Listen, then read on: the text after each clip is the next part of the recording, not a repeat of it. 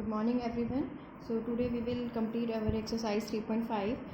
We have done almost every question, but two questions रहते हैं अभी. So this is the question number 4, part number 4. So the question was, places A and B are 100 km apart on a highway. One car starts from A and another from B at the same time. If the cars travel in the same direction at different speeds, then they meet in 5 hours. And if they travel towards each other, they meet in 1 hour. So what are the speeds of the two cars? तो दो cars हैं, ठीक है. तो हमने first car की speed को x kilometre per hour let कर लिया और सेकंड कार की स्पीड को y kilometre per hour let कर लिया, क्योंकि दोनों कार की स्पीड क्या है, डिफरेंट है. तो दो प्लेसेस हैं A एंड B और 100 किलोमीटर के डिस्टेंस पे हैं दोनों प्लेसेस, ठीक है. तो क्या होगा,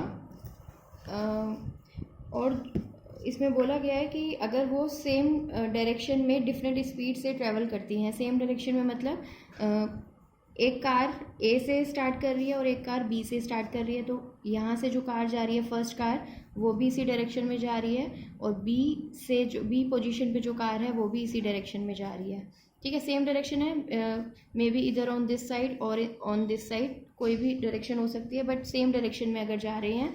तो this is our case 1, when both car are moving in the same direction. तो जब सेम डायरेक्शन में जाएंगी तो जो उनकी रिलेटिव स्पीड होगी, रिलेटिव स्पीड या रिस्पेक्टिव स्पीड, आपने उसमें भी पढ़ा होगा साइंस में, फिजिक्स में, स्पीड वाले चैप्टर में, कि relative speed when moving in same direction, same direction में जो मूव करेंगी तो रिलेटिव स्पीड क्या होगी, दोनों की जो स्पीड है वो सब्ट्रैक्ट हो जाएगी, x minus Y kilometre per hour, क्योंकि दोनों सेम डायरेक्शन में जा रही है, ठीक है. एंड रिलेटिव स्पीड या respective speed, relative speed when moving in opposite direction, जब वो दोनों कार्स ऑपोजिट डायरेक्शन में जाएंगी, जैसे कि ये A पॉइंट है, ये B पॉइंट है, ये 100 किलोमीटर का डिस्टेंस है दोनों प्लेसेस के बीच में, ठीक है. यहाँ पर फर्स्ट कार है, यहाँ सेकंड कार है, और दोनों ऑपोजिट डायरेक्शन में, एक कार इधर आ रही है तो एक इधर आ रही है, ठीक है. तो उस केस में जो उनकी रिलेटिव स्पीड होगी वो ऐड हो जाएगी, तो x plus Y kilometre per hour. ये रूल भी आप याद भी रखना, जब भी सेम डायरेक्शन में, मतलब सेम डायरेक्शन में कोई भी दो ऑब्जेक्ट्स हैं, कार है, कुछ भी है, मूव कर रही हैं दो बॉडीज़, तो उनकी जो रिलेटिव स्पीड है वो सब्ट्रैक्ट हो जाती है, और अपोजिट डायरेक्शन में जो मूव करती हैं तो उनकी रिलेटिव स्पीड क्या हो जाएगी, ऐड हो जाएगी, ठीक है. तो क्या बोला है उसने, जब वो सेम डायरेक्शन में मूव करती हैं, ट्रैवल करती हैं, तो वो 5 आवर्स में मीट करेंगी, ठीक है. तो आपने फॉर्मूला पढ़ा हुआ है, speed is equal to distance upon time, ठीक है. अगर आप यहाँ से क्रॉस मल्टीप्लाई कर देंगे तो you will get distance is equal to speed into time, ठीक है. तो अकॉर्डिंग टू क्वेश्चन क्या बोला है उसने, वो 5 आवर्स में मीट करेंगे, मतलब टाइम हो गया 5 आवर्स, और स्पीड कितनी है जब वो सेम डायरेक्शन में मूव कर रही है, x माइनस वाई किलोमीटर. तो when you multiply speed with time, time is 5 hours, तो डिस्टेंस कितना है, डिस्टेंस तो सेम ही रहेगा, 100 ही रहेगा. या आप ये भी कह सकते हैं speed is equal to distance upon time, यहाँ पर ले लेते 5 आवर्स, तो वो भी करने का एक तरीका है. तो यहाँ से एक इक्वेशन बन जाएगी 5x minus 5y is equal to 100, और अगर आप 5 कॉमन लेंगे तो यहाँ से x minus Y is equal to 20. This is your equation number 1.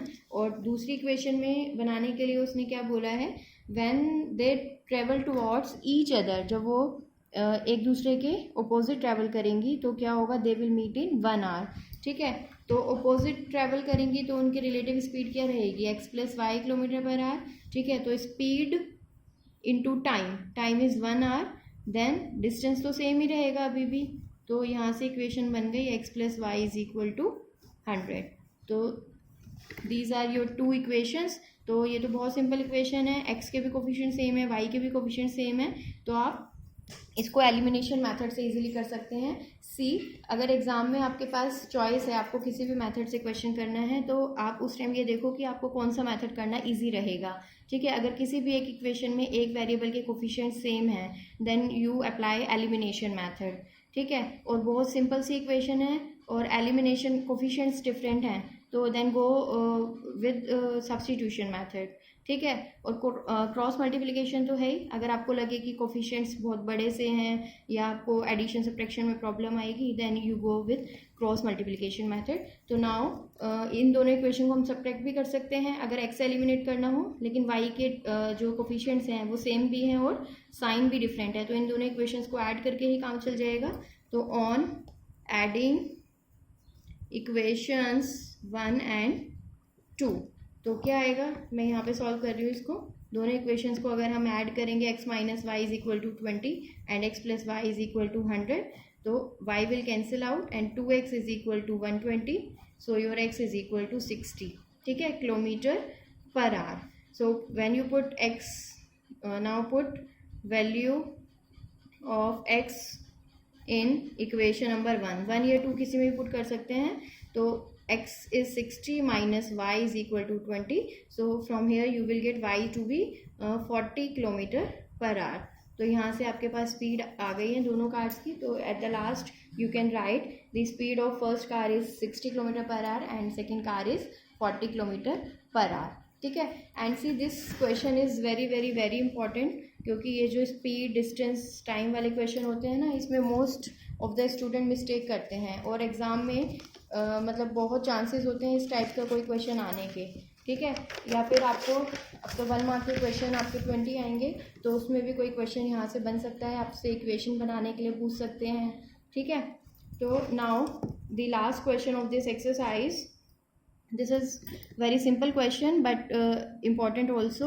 The area of a rectangle gets reduced by 9 square unit. एक रेक्टेंगल का एरिया 9 स्क्वायर यूनिट रिड्यूस हो जाएगा। एरिया की यूनिट क्या होती है, स्क्वायर यूनिट होती है, ठीक है। If it's length is reduced by 5 units and breadth is increase by 3 unit. अगर आप एक रेक्टेंगल की लेंथ तो कम कर दो 5 यूनिट से और उसकी ब्रेथ इंक्रीज कर दो 3 यूनिट इंक्रीज कर दो, तो जो उसका एरिया है वो 9 स्क्वायर यूनिट रिड्यूस हो जाएगा। मतलब अगर सपोज पहले 99 स्क्वायर यूनिट है उसका एरिया, तो अब 9 स्क्वायर यूनिट कम हो जाएगा तो इसका क्या मतलब है 90 रह जाएगा, 99 का 90 रह जाएगा, ठीक है। या अगर 80 है पहले तो अब कितना रह जाएगा 71 रह जाएगा। Now if we increase the length by 3 units, लेकिन अगर आप लेंथ उसकी 3 यूनिट्स इंक्रीज कर देंगे और ब्रेथ को 2 यूनिट्स क्या कर देंगे, इंक्रीज कर देंगे, ब्रेथ भी इंक्रीज कर देंगे इस बार, तो उसका जो एरिया है वो 67 स्क्वायर यूनिट्स क्या हो जाएगा, इंक्रीज हो जाएगा। Now find the dimensions of the rectangle. तो रेक्टेंगल की हमें डायमेंशंस फाइंड करनी है। तो क्वेश्चन नंबर 5, लेट एक रेक्टेंगल बना लेते हैं छोटा सा, ये इसकी length and this is breadth, ठीक है। तो let the length of the rectangle is equal to x unit and the breadth of the rectangle is equal to y unit, ठीक है। therefore area of rectangle क्या होता है, area of rectangle L into B होता है, length into breadth, तो x into Y square unit आ जाएगा इसका एरिया, ठीक है। अब उसने क्या बोला है, according to question what he has said, उसने कहा है अगर आप लेंथ को रिड्यूस करेंगे 5 यूनिट, ठीक है, तो लेंथ है x, तो लेंथ को रिड्यूस कर दिया 5 यूनिट से और ब्रेथ को इंक्रीज कर दिया 3 यूनिट से, ठीक है। तो आप चाहे ये भी लिख सकते हैं न्यू लेंथ और न्यू ब्रेथ कितनी हो गई है, इसको 3 यूनिट से इंक्रीज कर दिया, ठीक है। तो अकॉर्डिंग टू क्वेश्चन क्या बनेगा, लेंथ इंटू ब्रेथ करके एरिया आता है, तो जो न्यू एरिया होगा वो ये हो जाएगा, new area length, sorry this is y, new area is length into breadth, new length into new breadth, तो वो क्या हो जाएगा, ओरिजिनल एरिया से 9 स्क्वायर यूनिट कम हो जाएगा। तो original area is x y और उसमें से 9 स्क्वायर यूनिट आपने माइनस कर दिया। तो यहाँ से जब हम सॉल्व करेंगे तो यहाँ से हमारी फर्स्ट इक्वेशन आ जाएगी ठीक है, तो इसको सॉल्व कर लेते हैं। मल्टीप्लाई करेंगे तो x इंटू पहले x इस पूरे से मल्टीप्लाई होगा, देन -5 इस पूरे ब्रैकेट से मल्टीप्लाई होगा। So you will get x into y minus plus 3x minus 5 into y minus 15 is equal to x into y minus 9। तो x y will cancel out, या आप इसको इधर ले जाके माइनस करेंगे तो भी कैंसिल हो जाएगा, एक ही बात है। तो you will get 3x minus 5y is equal to minus 9 plus 15, और 3x minus 5y is equal to 6। तो एक इक्वेशन तो हमारे पास आ गई ये, ठीक है। अब सेकेंड इक्वेशन में उसने क्या बोला है, सेकेंड इक्वेशन में उसने कहा है if we increase the length by 3 units and breadth by 2 units. तो लेंथ को तो 3 यूनिट इंक्रीज कर दिया और ब्रेथ को 2 यूनिट इंक्रीज कर दिया, तो your area will increase by 67 unit. तो जब आप इंक्रीज करेंगे लेंथ एंड ब्रेथ को, तो this is new length, this is new breadth, और इनको मल्टीप्लाई करेंगे तो लेंथ इंटू ब्रेथ एरिया आ जाएगा। और जो न्यू एरिया होगा वो क्या होगा, ओरिजिनल एरिया जो था, पहले जो एरिया था प्रीवियस एरिया, उसका 67, उसमें से 67 इंक्रीज हो जाएगा, ठीक है। अब इस इक्वेशन को सॉल्व करेंगे तो you will get x y plus 2x plus 3y plus 6 is equal to x y plus 67. Again xy will cancel out and you will get 2x plus 3y is equal to 67 minus 6. So 2x plus 3y is equal to 61. This is your equation number 2. तो ये दो equation आ गई है। अब जैसे कि आपको दिख रहा है कि कोफिशिएंट आप या तो इसमें एलिमिनेशन मेथड लगाएंगे तो कोफिशिएंट सेम करने के लिए, अगर y का कोफिशिएंट सेम करना है, यहाँ पे देखो 3 है, यहाँ 5 है, तो हमें इस इक्वेशन को 3 से मल्टीप्लाई करना पड़ेगा और इस इक्वेशन को 5 से मल्टीप्लाई करना पड़ेगा। और अगर x के कोफिशिएंट सेम करने हैं तो इस इक्वेशन को, इसको फर्स्ट इक्वेशन को 2 से मल्टीप्लाई करना पड़ेगा और सेकेंड इक्वेशन को 3 से करना पड़ेगा, और उसके बाद फिर आप सब्ट्रैक्ट करेंगे। या फिर दूसरा काम क्या कर सकते हैं, सब्स्टिट्यूशन मेथड के लिए इन दोनों में से किसी भी एक इक्वेशन से, सपोज फर्स्ट इक्वेशन से x की या y की वैल्यू निकाल के दूसरी इक्वेशन में पुट करेंगे, तो वहाँ भी देखो कितने ऑड से नंबर है ना यहाँ पे। तो इस क्वेश्चन में हम क्रॉस मल्टीप्लिकेशन मेथड लगा लेते हैं। तो rewriting the equations as, rewriting the equations as, या equations in जनरल फॉर्म या स्टैंडर्ड फॉर्म। स्टैंडर्ड फॉर्म में हम लिखेंगे तो क्या होती है standard form, ax plus by plus c is equal to 0। तो ये जो 6 राइट हैंड साइड पे था वो लेफ्ट हैंड साइड पे आ जाएगा। And second equation is 2x plus 3y minus 61 is equal to 0। ये दो इक्वेशन आ गई हमारी। अब क्रॉस मल्टीप्लिकेशन मैथड क्या था, बाय क्रॉस मल्टीप्लिकेशन मैथड, याद है सबको फॉर्मूला, क्रॉस मल्टीप्लिकेशन मेथड कैसे करते थे, वो ट्रिक क्या थी, x y और 1, x is equal to y is equal to 1 लिखा, ठीक है। तीनों के नीचे डिनोमिनेटर में हमें कुछ लिखना है अभी, और बीच में इक्वालिटी का साइन, ठीक है। तो आप ऐसे याद रखो a b c। तो जब हमें x के डिनोमिनेटर वाली टर्म चाहिए तो a को, इसको लाइक ट्रीट करो x y 1, तो a को हाइड कर लो, छुपा लो a को, ठीक है। And go in the direction from left to right, ठीक है। तो b टू c जाना है, तो क्या आएगा यहाँ पे b1 c2 minus b2 c1। Now y के नीचे वाला डिनोमिनेटर वाली टर्म लिखनी है, तो b को हाइड करो। Now you will go left to right, तो c से आगे जाएंगे तो वापस a पर आगे एक साइकिल चलेगी, a to b, b to c, then c to a, ठीक है।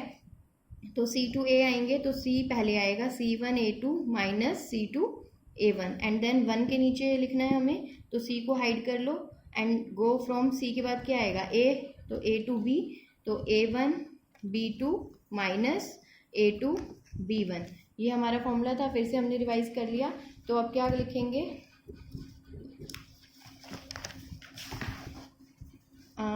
x upon what is b1, b1 is -5, तो -5 इंटू -61, बीच में माइनस का साइन, और फिर b2 c1, तो b2 इज 3 इंटू -6, ठीक है, is equal to y upon c1। What is c1, c1 is -6 into a2 minus, और c2 -61 into a1 is 3। Now 1 upon, तो यहाँ पे क्या आएगा a1 3 into b2 which is 3, बीच में minus, and a2 is 2 into -5, ठीक है। तो अगर आपको ये फॉर्मूला याद नहीं है तो आप इसको ऐसे भी लिख सकते हैं। देखो यहाँ से सपोज आपको x के नीचे लिखना है क्या आएगा, तो यू हाइड दिस कॉलम, ठीक है, एंड नाउ क्रॉस मल्टीप्लीकेशन करना है। तो -5 इंटू -61, जैसे सिंपल क्रॉस मल्टीप्लीकेशन करते हैं, दिस इंटू दिस, तो -5 इंटू -61, बीच में माइनस का साइन, देन -6 इंटू 3, तो वही सेम ही आएगा जो यहाँ पर है, बस यहाँ सिम्बॉलिकली लिखा हुआ है। सिमिलरली y के नीचे लिखना है आपको, तो इसको हाइड कर लो। Now go from left to right जाना है, तो C टू A आएंगे हम, एक साइकिल में जाना है आगे, मतलब जो नेक्स्ट टर्म है उसी को पहले लिखना है। तो माइनस जब हम क्रॉस मल्टीप्लीकेशन करेंगे तो इस बार ये वाली टर्म पहले आएगी, -6 इंटू 2, बीच में माइनस, एंड 3 इंटू -61, और जब 1 के नीचे लिखना है तो इसको हाइड कर लेंगे, ठीक है, देन 3 इंटू 3 -5 इंटू 2, ठीक है। तो इसको सॉल्व करके आएगा x over minus minus plus हो जाएगा 305, और ये माइनस माइनस प्लस 6 3 जा 18 is equal to y upon -12, minus minus plus 183 is equal to 1 upon 9 plus 10, so this will become x upon is equal to y upon, इसमें से 12 minus करेंगे तो 171 and 1 upon 19, ठीक है। तो यहाँ से फर्स्ट टू रेशोज़ को ये तीनों ही रेशोज़ इक्वल हैं, तो आप किन्हीं भी दो रेशो को इक्वल ले सकते हैं, लेकिन हमें x और y की वैल्यू निकालनी है, तो हम क्या करेंगे, पहले एक बार x और ये वाले रेशो को इक्वल ले लेंगे, और एक बार y और इस रेशो को इक्वल ले लेंगे। तो when you take x upon 323 is equal to 1 upon 19. So when you cross multiply, so you will get 19x is equal to 323. So your x is equal to 323 upon 19. And when you divide it, so you will get 19 1 and you will get 17. So your x is 17. And when you take y upon 171 is equal to 1 upon 19. So you will get 19y is equal to 171, so your y is equal to 171 upon 19, and your y is equal to, जब आप 171 को 19 से divide करेंगे तो क्या आएगा answer 9। I hope at least 20 तक तो टेबल हर एक स्टूडेंट को याद होंगे, फिर भी अगर किसी को नहीं लर्न है तो आई एडवाइज़ यू टू लर्न। और 9th क्लास में मैंने आपको स्क्वायर्स भी लर्न करवाए थे और क्यूब्स भी लर्न करवाए थे, 25 तक क्यूब्स लर्न करवाए थे और 30 तक स्क्वायर्स। तो बीच बीच में थोड़े थोड़े दिन बाद उनको भी रिवाइज करते रहा करो, ताकि आपको याद रहे, और वो कभी भी कहीं पे भी यूज़ हो सकते हैं मैथमेटिक्स में, ठीक है। सो x आ गया 17, y आ गया 9, तो therefore length is equal to 17 unit and your breadth is equal to 9 unit, ठीक है। तो this was your question. Now we will do one more question, which is your last example है NCERT में, and that is very important question. So I am writing the question, kx plus 3y minus, ये आपका example 16 है, example 16, kx plus 3y minus k minus 3 is equal to 0, and 12x plus ky minus k is equal to 0. So the question is, find the values of k for which the following pair of linear equations have infinitely many solutions. तो here आप लिख लेना इसको, a1 a2 क्या है, तो infinite many solution के लिए क्या होता है, a1 upon a2 is equal to b1 upon b2 is equal to c1 upon c2। मैं एक हिंट दे रही हूँ, इस क्वेश्चन को प्रॉपर फॉर्मेट में आप लिख लेना अपनी नोटबुक में, इंपॉर्टेंट क्वेश्चन है ये, वेरी वेरी इंपॉर्टेंट क्वेश्चन। तो what is a1, k upon 12 is equal to 3 upon k is equal to minus k minus 3 upon minus k, तो माइनस से माइनस तो कैंसिल हो जाएगा। When you take these two ratios to be equal, तो you will get k square is equal to 36, ठीक है। और जब आप इसको सॉल्व करेंगे तो k is equal to, अब आप क्योंकि 10th क्लास में आ गए हैं, आप नेगेटिव वैल्यू को इग्नोर नहीं करेंगे, 9th क्लास तक तो आपसे पॉजिटिव वैल्यू लेके चलते थे, अब यहाँ पे तो k क्या था, क्वेश्चन के अंदर आप रीड करेंगे k कोई भी एक रियल नंबर है, तो k की वैल्यू नेगेटिव पॉजिटिव कुछ भी हो सकती है। तो अगर k का स्क्वायर करके 36 आ रहा है, तो k की दो वैल्यूज होंगी प्लस माइनस 6, मतलब प्लस 6 लेंगे, मतलब k इज इक्वल टू 6 और माइनस 6, ठीक है, क्योंकि 6 का स्क्वायर करके भी 36 और माइनस 6 का स्क्वायर करके भी 36 आएगा। Now when you take these two ratios, तो 3 upon K is equal to K minus 3 upon K, तो you will get 3k is equal to K square minus 3k, and when you solve this K square minus कितना आ जाएगा ये 6k is equal to 0, so k common, k minus 6 is equal to 0, then इधर k is 0 और k is equal to 6। तो ये दो values यहाँ से आई हैं, दो वैल्यूज़ यहाँ से आई हैं। अब क्या होगा, जो k इज इक्वल टू 6 है ना, देखो दोनों में कॉमन आ गई है k इज इक्वल टू 6 दोनों जगह से, क्योंकि जो k is equal to minus 6 है वो इसको सेटिस्फाई नहीं करेगा। आप यहाँ से चेक कर सकते हैं, माइनस 6 लेंगे तो ये इक्वेशन सेटिस्फाई नहीं होगी, और जब आप k इज इक्वल टू 0 लेंगे तो ये कंडीशन सेटिस्फाई नहीं होगी। लेकिन हमें तो दोनों कंडीशन सेटिस्फाई होनी चाहिए। ये हमारी दो इक्वेशन है एक तरीके से, तो जो कॉमन वैल्यू आएगी वो हमारा सॉल्यूशन होगा। तो k इज इक्वल टू 6 आया है दोनों में कॉमन, दोनों केसेस में, so therefore k is equal to 6 is the required value of k। ठीक है, तो k की रिक्वायर्ड वैल्यू, तो k की वैल्यू 6 के लिए जो गिवन इक्वेशंस हैं उसमें क्या होंगे, इनफाइनाइट सॉल्यूशन होंगे। तो मेन थिंग थी ये आंसर डिसाइड करना क्या होगा। ठीक है, तो एग्जाम में अगर ऐसे कोई केस आता है तो आप जो आंसर्स आए हैं उसको रख के आप चेक भी कर सकते हैं। When you put k to be 0 तो इनफाइनाइट सॉल्यूशन नहीं बनेंगे, और अगर आप k की वैल्यू -6 रखते हैं तो भी क्या होगा, ये तीनों रेशियोज इक्वल नहीं आएंगे, सिर्फ 6 वैल्यू के लिए ही तीनों रेशियो इक्वल आएंगे। You can check. So therefore now your exercise 3.5 is completed. Now we will start the next topic in our next video. Okay, till then take care.